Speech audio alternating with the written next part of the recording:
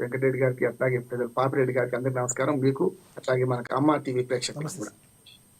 గత 15 రోజుల నుంచి ఇదే సమస్య నడుస్తూనే ఉంది. పారిశుద్ధ్య పచ్చడి నడుస్తూనే ఉంది. ఒకరి మీద ఆరోపణలు.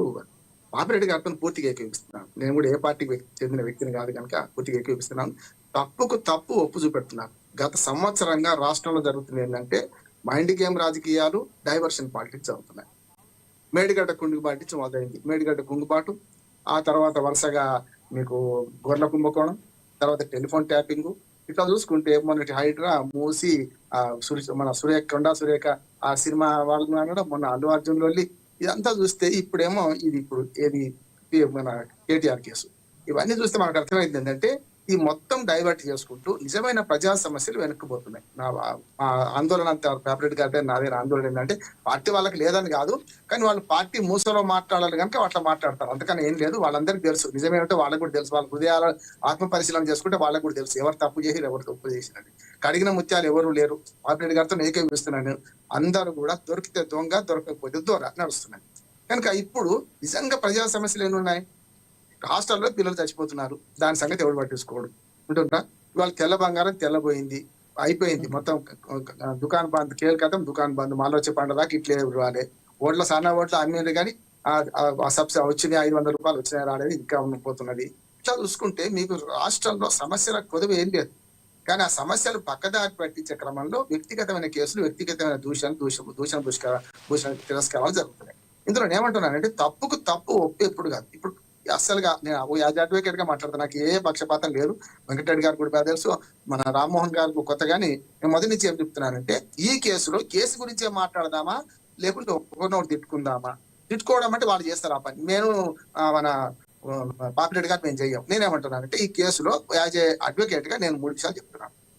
ఏసీబీ కేసు ఇది అంటే యాంటీ కరప్షన్ యాక్ట్ కింద కేసు పెట్టిండ్రు.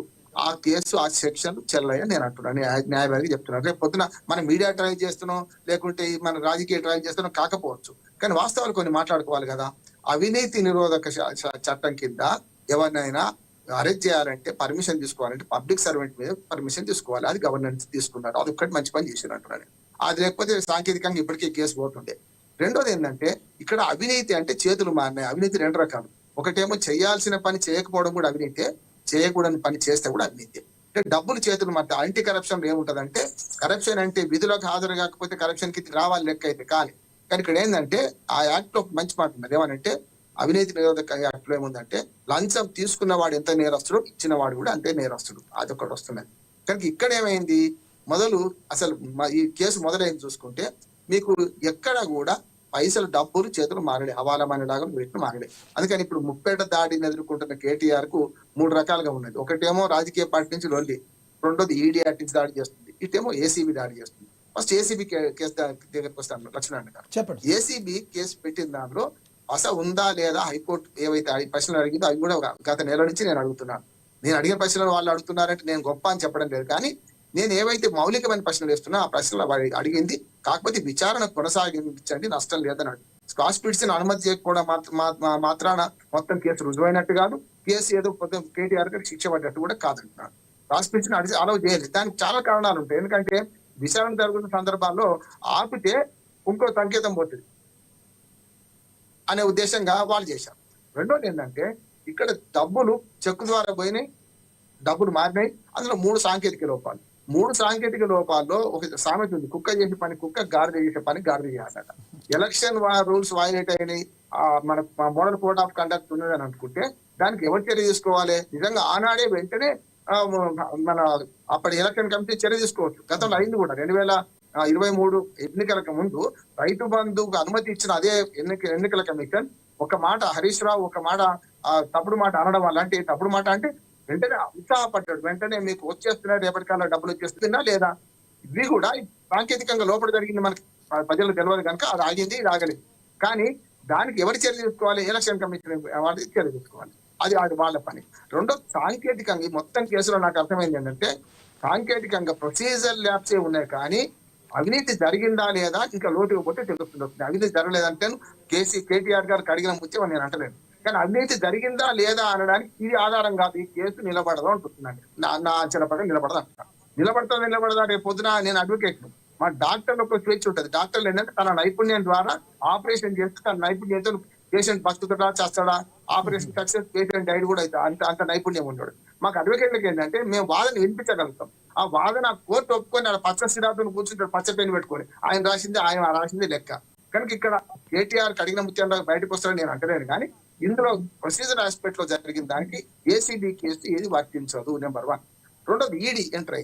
ఈడీ ఎంట్రీ ఎప్పుడు కావాల్సి ఉండే, నిజంగానే రిజర్వ్ బ్యాంక్ ద్వారా తెలవకపోయి రిజర్వ్ బ్యాంకు ఇన్ఫర్మేషన్ చేయకుండా పోయి ఉంటే డబ్బులు పోతే వెంటనే వాళ్ళు చేయాల్సిన పని ఏంటంటే వాళ్ళు ఏమైనా చేయాలి. వాళ్ళు ఏం చేసిండ్రు, నిజంగా చేసిండ్రు. వాళ్ళు కూడా ఆ ఆదాయ పని శాఖ సమాచారం ఇచ్చి అసలు 47 కోట్లు 55 కోట్లు కాదు 47 కోట్లు పోయిన దానికి మిగతా 8 కోట్లు ఫైన్ వేసిండ్రు.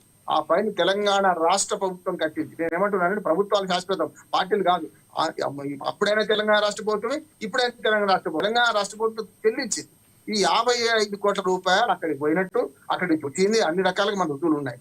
అటువంటి అప్పుడు అవినీతి ఎక్కడ జరిగింది అంటే ఇంకొకటి కొత్తది పెడుతున్నారు. ఏమనంటే ఈ ఎలక్టోరల్ బాండ్స్ అవుతున్నారు. ఎలక్టోరల్ బాండ్స్ అదే గ్రీన్ కోడ్ సంస్థ బీజేపీకి ఇచ్చింది, కాంగ్రెస్ కి ఇచ్చింది, టీఆర్ఎస్ కి ఇచ్చింది, ఇంకా వైఎస్ఆర్సీపీకి ఇచ్చింది, తెలుగుదేశానికి ఇచ్చింది. మరి అటువంటి అప్పుడు క్విడ్ ప్రోకో ఎప్పుడు వస్తుంది, ఇక్కడి నుంచి లాభం పొందాలి అవతల వాడు. ఎక్కడ పొందిన రుజువు చేస్తే ఖచ్చితంగా కేటీఆర్ గెలుపుకోవాల్సింది, కాదట్లేదే.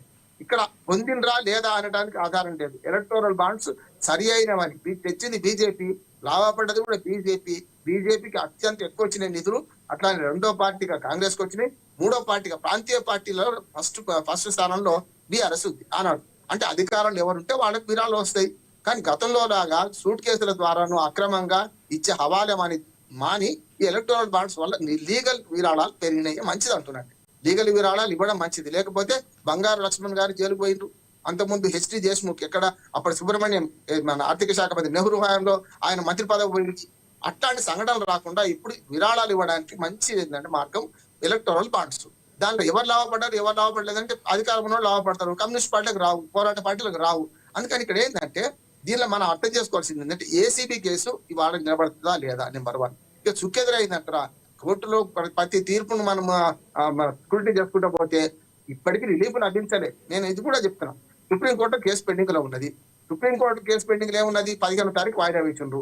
ఇవాళ అరెస్ట్ అవుతారా లేదా అంటే అది మాత్రం నేను చెప్పలేను. ఎందుకంటే ఇప్పుడు జోసెఫ్ చెప్పినట్టు అవుతుంది.